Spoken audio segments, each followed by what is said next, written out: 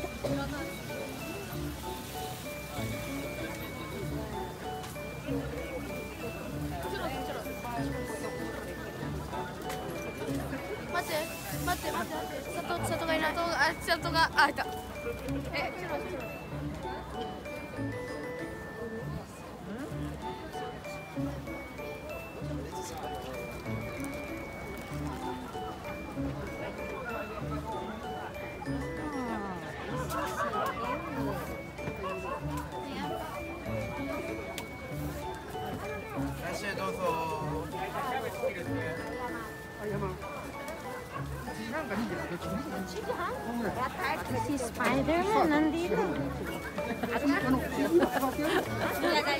大丈夫。0.5ミリだってもう今。2時から1ミリ。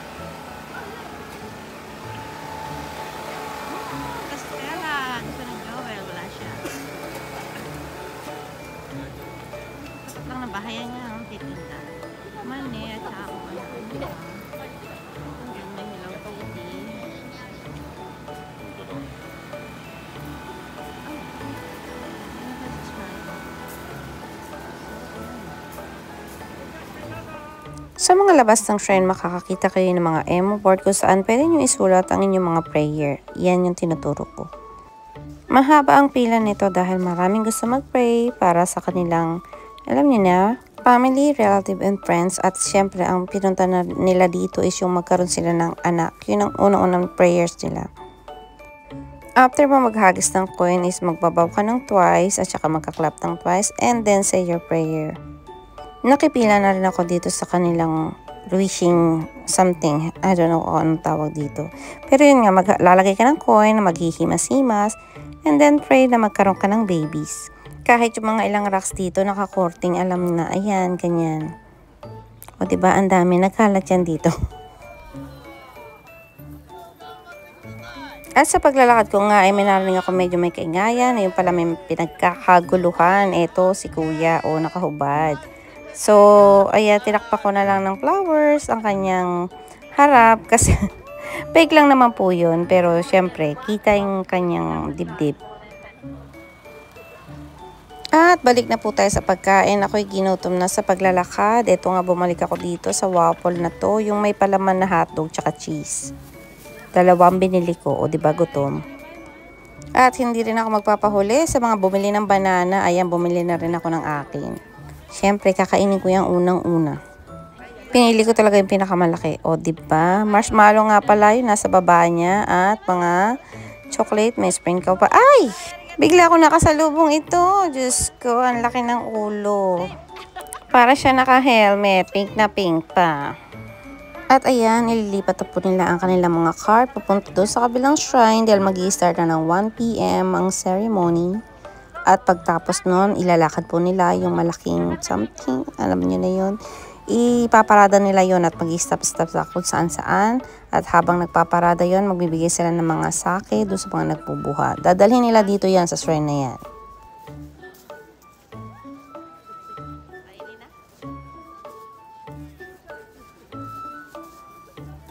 At hindi na rin tayo magpapahuli, nagpa-picture na rin ako sa kanila. Sila nga pala yung 5 girls na napili. At mamaya, i-carry nila yung mga maliliit na wood carve na itsurang male part. This time, pumunta muna ako sa grocery para bumili ng aking drinks. At ito na nga, may nakita ko mga mas maliliit na candies. Ayan, syempre, shape pa rin ng mukhang mushroom. O lollipop na yung iba. So, medyo may kamahalan siya for me. So, hindi na lang ako bumili kasi candies lang naman siya na may shape na ganyan. Diba? Ulit na 14. Alam niyo na. Ano to? Chocolate? Ito iba naman. Diba?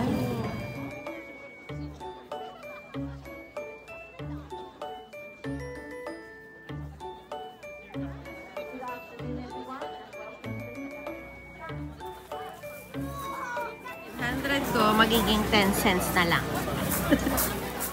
Binidyohan ko si ate kung paano niya ginagawa yung kanyang 10 cents waffle. So, naglagay mo na siya ng butter, tapos nalagyan niya ng mozzarella cheese, at lalagyan niya uli ng butter, yung ibabaw, para makover. And then, tatakpan niya yan, babalik ta rin, and then she said, peace. Eh, nagbayad na ako ng 500 yen at binigyan nila sa akin ng 10 cents na itsura ng waffle. Diba? Masarap siya. At ito pa, duman ng isang Dalmatian na pagkalaki-laki ng kanyang hinaharap. Every year daw yan pumupunta dito sa shrine. So, picture-picture. O, ayan. O, diba? Hindi naman siya nabibigatan sa kanyang dala-dala. At ayan, kumain na ako kahit inabutan ako ng ulan. Gusto ko sanang pumila dito kasi dito daw dadaan yung mamaya, yung ipaparade nila na wood carve. Ayan na yung mga girls na may bit-bit na maliit na. Ayan, maliit ba yan? Medyo malaki din. So, hihimas-himasin mo daw yan para mag-wish ka na magkaroon ka ng babies. O for me, hindi na babies ha. Maybe grandkids na lang later. So, ayan. Dumating na ang pinakahantay ng lahat. Dumating na ang ayan po, hindi ko masabi, pasensya na. Ayan na po, isasayaw-sayaw po nila yan, iikot-ikot, ganyan-ganyan, habang sila hihiyawan.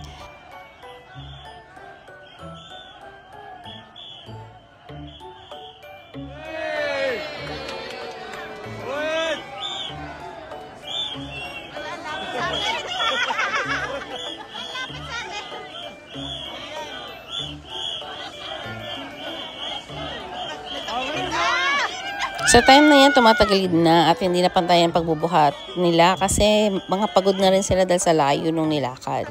Tsaka medyo nakainom na. After na mga ilang ikot, ayan, didiretso na nila yan sa loob ng shrine kung saan siya mag-i-stay. After maipasok ang sculptured, dito naman kami sa kabilang side para maghintay sa mochi na ihahagis nila later on. So, chinachop-chop muna nila itong puno kasi ihahagis din nila yung pamimigay sa mga tao. Sabi nila is also a good luck sa mga makakakuha. Ito nga palang mga nakakulay dilaw at may helmet sa ulo. Sila ay nakabantay dyan kasi mamaya maraming taong tatayo doon sa taas. At minamake sure nila na hindi tutumba o babagsak para naman sa mga taong nag-aabang ng mochi. So, kita ninyo kung gaano kadami yung taong nag-aabang. Bawal dito ang matatanda at mga bata or may baby. Kasi nga, ayan, may ipit kayo. We'll see mamaya kung paano ihahagis nila yung mga mochi.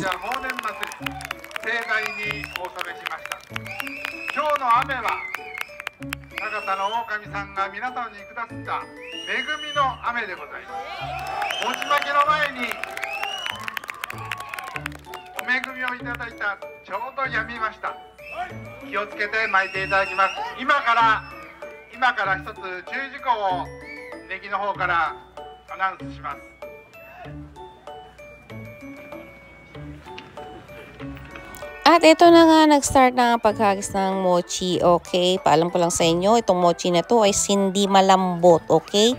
Ang tigas po nito. Kaya nung una, sige, nakikisalo-salo pa ako. Pero later on, oh my God. Hindi na kasi umiilag na ako dahil natamaan ako one time sa ulo. Medyo masakit siya kasi matigas po yung mochi na yun.